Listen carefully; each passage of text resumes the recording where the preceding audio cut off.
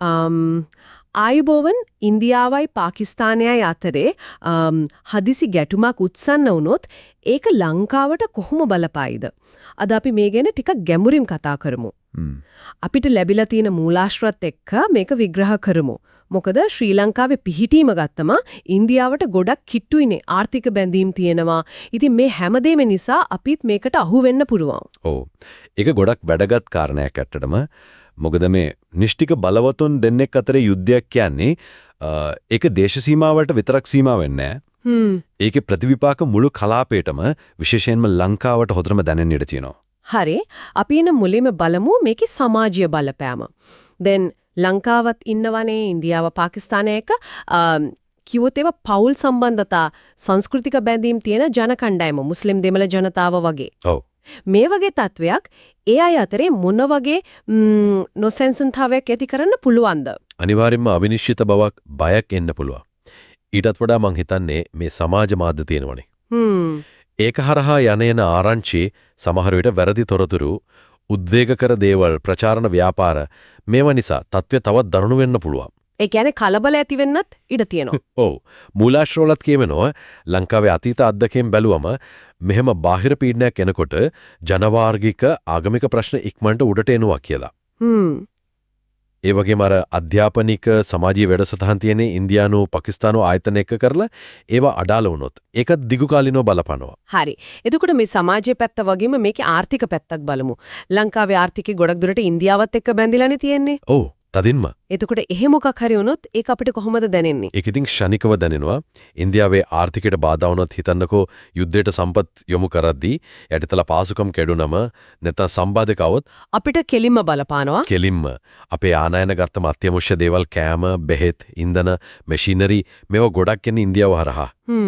ඉතින් ඒ සැපයුම් නැවතුනොත් ප්‍රමාද වුණොත් බඩු හිඟ වෙනවා, මිල ඉහළ යනවා, උද්ධමනය එනවා. සංචාරක ව්‍යාපාරයට මොකද වෙන්නේ? ඒ ගැන මොනවද මූලාශ්‍රවල තියෙන්නේ? ඒකත් ලොකු පහරක් වදින තැනක්. මූලාශ්‍ර වෙන තියෙනවා අතීතයේ පඩි ගැටුමක් වෙලාවෙත් කලාපීය සංචාරක වින්කිරීම් එකනේ බුකින්ග්ස් සති කීපයකින් 20ක් වගේ අඩු වෙලා තියෙනවා කියලා. 20ක් පොඩි ගැටුමකදී. ඔව්. එතකොට ලොකු යුද්ධයක් වුණොත් හිතා ගන්න පුළුවන්නේ. මුළු දකුණු ආසියාවම අනාරක්ෂිතයි කියලා ලේබල් වුණොත් කවුද එන්නේ? විශේෂයෙන් ඉන්දියානු සංචාරකයෝ. යාලගේ පැමිණීම ගොඩක් අඩුවේ නේද? අනිවාර්යෙන්ම. ඒකම මේ ආයෝජකයන්ගේ විශ්වාසය ඒකත් බහිනවා. විදේශ ආයෝජන FDI එන එක අඩු වෙනවා. රුපියල තවත් පල්ලෙහාට යන්න පුළුවන්. අර පිටරට ඉන්න අය වෙන සල්ලි ප්‍රේෂණ ඒකටත් බලපානවා. ඉන්දියාවේ මැද පෙරදිගේ ඉන්න ලාංකිකයන්ට රැකියාව නැති වෙන්න පුළුවන්. එවන ගාන අඩු වෙන්න පුළුවන්. මේ ඔක්කොම බැඳිලා තියෙන්නේ. හරිව සංකීර්ණයි වගේ. එතකොට මේ ආර්ථික සමාජීය බලපෑම් එක්ක දේශපාලනිකව ලංකාව මොන වගේ තැනකටද වැටෙන්නේ? ඒක තමයි අමාරුම තැන. රාජ්‍යතාන්ත්‍රිකව ගොඩක් අවදානම් තත්ත්වයක්. ඇයි එහෙ අපි සාමාන්‍යයෙන් නොබැඳි ප්‍රතිපත්තියක්නේ අනුගමනය කරන්නේ? ඔව්. හැබැයි යුද්ධයක් වෙලාවේදී එහෙම සමබරව ඉන්න එක ලේසි නෑ. දෙපැත්තෙන්ම පීඩනය එන්න පුළුවන් අපේ පැත්ත ගන්න කියද. එතකොට ගන්න තීරණයක් රට ඇතුළේත් ප්‍රශ්න ඇති කරන්න පුළුවන්. විපක්ෂයෙන් විරෝධතා එන්න පුළුවන්. පාර්ලිමේන්තුවේ ප්‍රශ්න ආණ්ඩුව අස්ථාවර වෙන්නත් බැරි නෑ. කලාපීය සංවිධානවලට මොකද වෙන්නේ? සාර්ක් වගේ? ඒව අක්‍රිය වෙන්න පුළුවන් නැත්තම් බෙදෙන්න පුළුවන්. ඒ වගේම ලොකු බලබතුන් චීනය, ඇමරිකාව, රුසියාව එයාලා උත්සාහ කරයි ලංකාවේ ස්ථාවරයට බලපෑම් කරන්න. ඒ කියන්නේ අපේ ස්වෛරීත්වයටත් අභියෝගයක්. ඔව්. ඉන්දියන් සාගරයේ හමුදා ක්‍රියාකාරකම් වැඩි වෙන්න පුළුවන්. එතකොට අපිටත් නාවික සූදානම වැඩි කරන්න පීඩනයක් එන්න පුළුවන්. මේ හැමදේමක එක්ක සෞඛ්‍ය පැත්ත ගැනත් අපි බලන්න ඕනේ. යුද්ධයක් කිව්වම තුවාල වෙන අය ගැන හිතුවත් මෙතන ඊට වඩා දේවල් තියෙනවා නේද? න්‍යෂ්ටි කවි ගැනත් සඳහන් වුණා.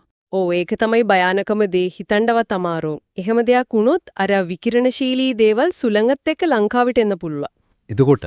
එතකොට ඉතින් පිළිකා ජාන විකෘතිතා අලුතෙන් ඉපදෙන දරුවන්ට ආබාධ ඒ වගේ බරපතල සෞඛ්‍ය ප්‍රශ්න. ඒ විතරක් නෙවෙයි කෘෂි කර්මාන්තයට බලපානවා වගාබිම් පාවිච්චි කරන්න බැරි වෙයි ආහාර හිඟ වෙයි. සාමාන්‍ය යුද්ධයකදී උනත් සෞඛ්‍ය ප්‍රශ්න එනව නේද? ඔව් අත්‍යවශ්‍ය බෙහෙත් එන්නේත් ගොඩක් කලවට ඉන්දියාව හරහානි. ඒවා හිඟ වෙන්න පුළුවන්.